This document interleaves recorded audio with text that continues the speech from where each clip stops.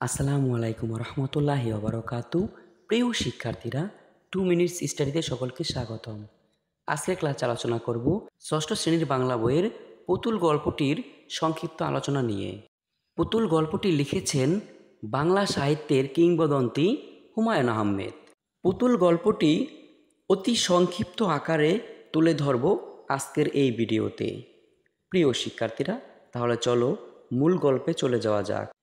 পুতুলদের ঘরের সামনে একটি সুন্দর বাগান আছে, যদিও ঠিক বাগানের মতো নয়।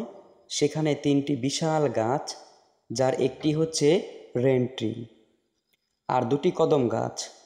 বর্ষাকালে গাছটিতে অসম্ভব সুন্দর কদম ফুল ফোটে, কিন্তু পুতুলের মা জেসমিন কদম গাছ দুটিকে একেবারেই সহ্য করতে পারেন না, কারণ কদম গাছের শুঁয়োপোকা পুতুলের মার অসহ্য লাগে।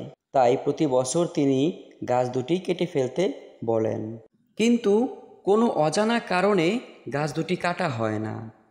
কদম ফুলের সৌন্দর্য মুগ্ধ করে পুতুলকে, কিন্তু এই মুগ্ধতা বেশি দিন স্থায়ী হয় না। সিদ্ধান্ত হয় এই শীতকালেই গাছ দুটি কাটা হবে। সেজন্য বজলু মিয়া নামক এক লোককে গাছ কাটার জন্য ঠিক করা হয়। সে এসে গাছটি দড়ি দিয়ে মাপঝোপ করে গেছে। আগামী সোমবার কদম গাছ কাটা হবে। সে কারণে পুতুলের মন ভীষণ খারাপ। পুতুল তার বাবাকে বাগানে গম্ভীরভাবে হাঁটতে দেখল। এর অর্থ বাবা রাগ করে আছেন এবং বাবা মায়ের মধ্যে ভীষণ ঝগড়া হয়েছে হয়তো।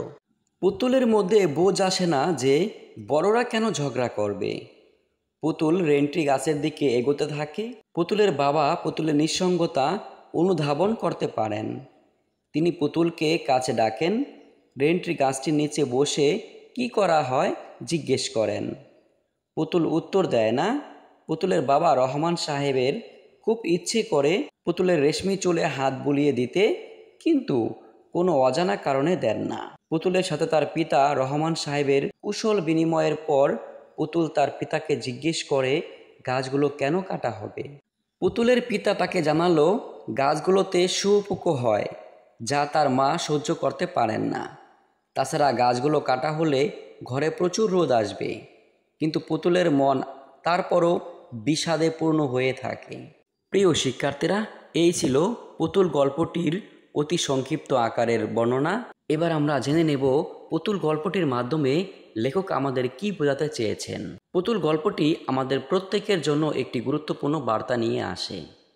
এটি আমাদেরকে মনে করিয়ে দেয় যে আমরা সবাই আমাদের কল্পনা, সৃজনশীলতা এবং ভালোবাসার মাধ্যমে আমাদের চারপাশের জগৎকে আরও সুন্দর করে তুলতে পারি। আমাদের সবার বন্ধুত্বের প্রয়োজন এবং ভালোবাসার প্রয়োজন। প্রিয় শিক্ষার্থীরা, এই ছিল আজকের ক্লাস। আশা করি বুঝতে পেরেছ।